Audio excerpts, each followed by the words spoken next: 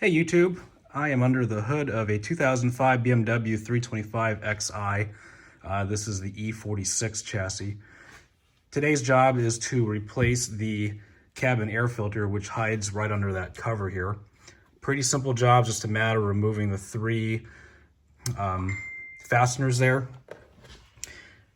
Pull the filter out and replace it with the new. The new filter that we are using today was procured from FCP Euro. That's the part number, if it'll focus on it. That's the part number. So let's get going. So pretty easy job here. Just a matter of turning these fasteners until they spring up. Sometimes they get sticky like that one. But once those fasteners are up, it's just a matter of pulling this cover out. Like so, it just slips under the cowl here. And then carefully remove the filter. So you can see how gross these things can get. I don't know when the last time this was serviced.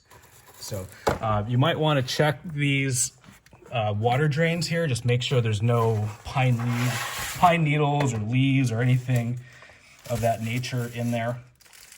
Make sure those are clear. This one looks like it's pretty clean, surprisingly. So here's the new filter.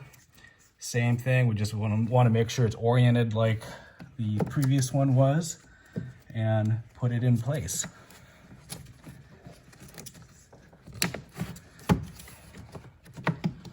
Okay, once it is seated in place, okay, we can just go ahead and put the cover back on.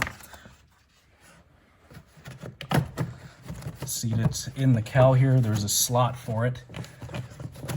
And take these fasteners and push them down and quarter turn in. Sometimes they're stubborn, but especially with the new filter.